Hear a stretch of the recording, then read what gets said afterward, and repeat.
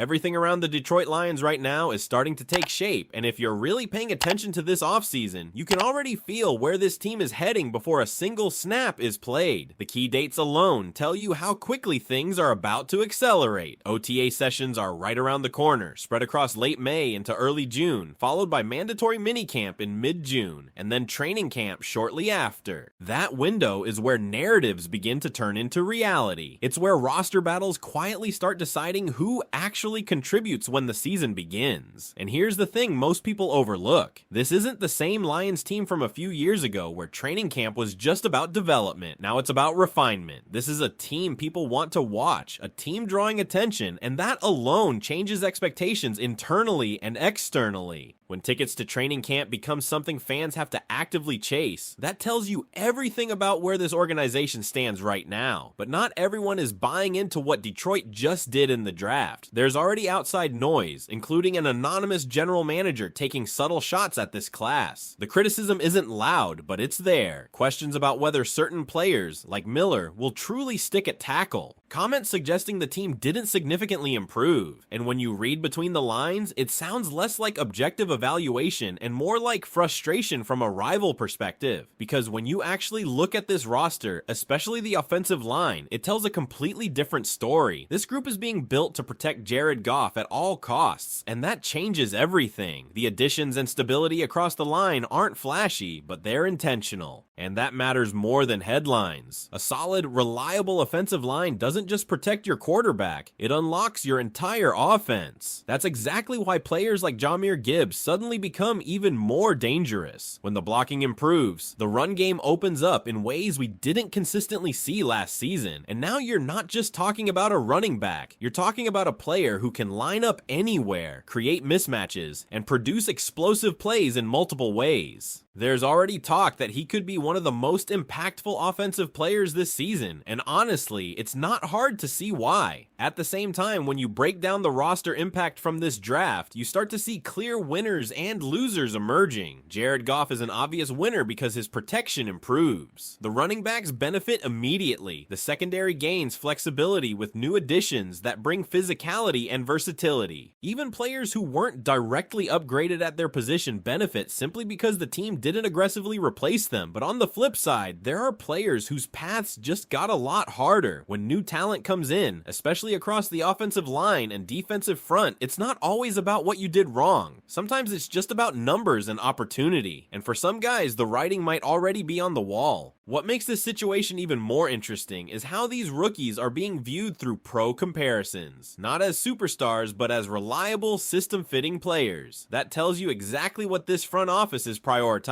They're not chasing hype, they're building structure. Players like Miller being compared to steady, long-term starters instead of elite names might not excite everyone, but that kind of consistency is what sustains winning teams. And when you step back and connect all these dots, the offseason structure, the criticism from outside voices, the internal roster shifts, and the identity of this draft class, it paints a very specific picture. The Lions aren't trying to win the offseason, they're trying to control the season before it even begins. So now the real question becomes this: are these moves enough to push this team to the next level, or did Detroit leave just enough doubt for critics to be proven right later on? What do you think about the direction they're taking? Because that doubt is exactly where things get interesting, and honestly, it might be the most important part of this entire conversation. The Lions didn't make moves that silence everyone. They made moves that force you to actually think about what this team is trying to become. And when you look deeper, especially at how this draft class fits into the current roster, you start to see a very calculated approach rather than a risky one. Take the defensive side of the ball, for example. There's a clear emphasis on versatility and effort over pure star power. Players like Abney aren't being brought in to headline anything right away, but they bring a certain edge. Aggressive, physical, and adaptable. The kind of player you can move around, plug into different roles, and trust to compete snap after snap. That might not grab headlines, but those are the types of players who end up defining depth, and depth is what carries these teams through long seasons. Then you look at the linebacker additions and comparisons, and it tells a similar story. Developmental upside, high motor, system fit, these aren't instant impact names, but they're players who can grow into roles without disrupting what's already working. That balance is critical, especially for a team that's no longer rebuilding but also not finished evolving, and this is where the earlier criticism starts to lose some weight. Saying the Lions didn't get a lot better depends entirely on how you define improvement. If you're expecting splashy, headline-grabbing upgrades, then sure, maybe it feels underwhelming, but if you're looking at roster stability, trench improvement, and long-term flexibility, then this draft starts to make a lot more sense. Even the so-called losers from this roster shift highlight how serious this team is about competition. When players start falling behind, not because they failed, but because the roster simply got deeper and more structured, that's usually a sign of a healthy organization. It means roles aren't being handed out. They're being earned. And don't overlook the offensive identity that's quietly forming here. Everything points back to control. Controlling the line of scrimmage, controlling the tempo, and putting players like Gibbs in positions where defenses simply can't key in on one thing. When your offensive line is stable and your playmakers are versatile, you don't need to force big plays. They come naturally. That's why the fantasy football conversation isn't just hype. It reflects a real shift in how this offense could operate. Gibbs isn't just a piece. He could be the centerpiece of a system designed to maximize efficiency and explosiveness at the same time. And if that happens, it changes how defenses prepare for Detroit every single week. So now you're looking at a team that didn't chase attention, didn't overreact to outside pressure, and didn't try to win the draft in the traditional sense. Instead, they doubled down on identity. They reinforced what they believe works, and they trusted that internal growth combined with smart additions is enough to elevate this team. But here's the part nobody can answer yet, and it's the part that will define this entire season. Is this approach too conservative for a team that's close to breaking through, or is it exactly the kind of disciplined roster building that turns contenders into champions? And when training camp finally opens, that's when all of this stops being theory and starts becoming reality. Every rep, every snap, every rotation will begin to answer the questions that right now are just speculation. Because on paper, this roster looks more balanced, more protected, and more aligned with a clear identity. But football isn't played on paper. What you'll want to watch closely isn't just who starts, but how the pieces actually function together. Does the offensive line truly hold up the way it's expected to? Does that added stability translate into more consistent drives, fewer pressures on Jared Goff, and a more dangerous run game? Because if that part clicks, everything else opens up. And then there's the defensive rotation. This is where those under-the-radar draft picks and additions really get tested. Can they hold their own early? Can they bring that physical edge consistently? Because depth only matters if it performs when called upon. And over the course of a long season, it will be called upon. That's guaranteed. Another layer to this is internal competition. The Lions didn't just add players. They created pressure across multiple position groups. And pressure inside a locker room can either elevate a team or expose weaknesses. The way this roster responds to that competition is going to say a lot about where this team is mentally, not just physically. And don't forget the expectations. That's something that has quietly shifted. This isn't a team flying under the radar anymore. Opponents are preparing for Detroit differently now. There's tape, there's respect, and there's a target. That changes the challenge. It's no longer about surprising people. It's about proving that what you built can hold up when everyone is ready for it. So as everything moves forward, you're not just watching a team prepare for a season. You're watching a front office's philosophy get tested in real time. A philosophy that values structure over splash, consistency over hype, and long-term strength over short-term noise. Now it all comes down to execution. Because if this offensive line delivers the way it's supposed to, if Gibbs becomes the dynamic centerpiece many expect, and if the defensive depth holds strong through adversity, then this team isn't just good, it's legitimately dangerous. But if even one of those key areas falls short, then suddenly those earlier criticisms start to resurface, and the conversation shifts fast. So as we get closer and closer to seeing this team on the field, one thing becomes clear. This isn't just another season for Detroit. This is a defining one, because that question, whether something is still missing, and is exactly what's going to follow this team all the way into week 1. And the truth is, the Lions themselves seem completely comfortable with that. They're not trying to eliminate doubt right now. They're betting that when the games start, the results will speak louder than any offseason headline ever could. What stands out the most is how intentional everything feels. feels. There's no panic in these moves, no reactionary decisions. This front office understands where the strengths already are, and instead of overhauling everything, they reinforce the foundation. That's a different mindset compared to teams that chase quick fixes, and it usually only works if your core is already strong enough to carry that approach. And that brings everything back to execution at the highest level, because if the offensive line holds steady, you're going to see a version of this offense that's more controlled, more efficient, and honestly, more frustrating for opposing defenses to deal with. Long drives, consistent gains, and fewer mistakes. That's the kind of football that wins late in the season. At the same time, the versatility they've added on both sides of the ball gives this coaching staff more flexibility than before. They can adjust week to week without having to rely on one specific game plan. That adaptability is something that separates good teams from great ones, especially when injuries inevitably start to impact the roster. And speaking of coaching, this is also a huge moment for the staff, because when a roster is built like this, balanced, deep, and structured, it puts even more responsibility on play calling, adjustments, and player development. The margin for excuses gets smaller, the expectation becomes simple, maximize what you have. So now everything is lined up, the roster has been shaped, the competition is about to begin, the expectations are rising, and the Lions are walking into this season not as underdogs, but as a team that people are watching very closely. And that's where the real pressure starts, because being overlooked is easy, living up to belief is much harder, and the closer we get to kickoff, the more you start to realize that this entire offseason wasn't about making noise. It was about setting a tone that carries into every single week of the season. Because once the pads come on, nobody is going to care about draft grades, anonymous quotes, or off-season rankings. It all comes down to performance, discipline, and whether this version of the Lions can handle the moment. What's fascinating is how this team is being built to win in ways that don't always show up in headlines. Controlling the trenches, protecting the quarterback, creating lanes in the run game, rotating defenders who can maintain intensity. These are the details that decide games in November and December, and that's exactly where Detroit is placing its bets. You can already picture how this might look on the field. Longer possessions that wear down defenses, a run game that doesn't just gain yards, but forces adjustments. Play action becoming more dangerous because defenses can't ignore what's happening between the tackles. And when that happens, everything becomes easier for the quarterback, for the receivers, for the entire offense. But again, it all circles back to consistency, because we've seen flashes before. We've seen stretches where things click. The difference now is whether this team can sustain it week after week against opponents who are fully prepared for them. That's the leap from being a good team to becoming a true contender. Defensively, the same principle applies. Effort and versatility are great, but they have to translate into stops when it matters most. Third downs, red zone situations, late game drives,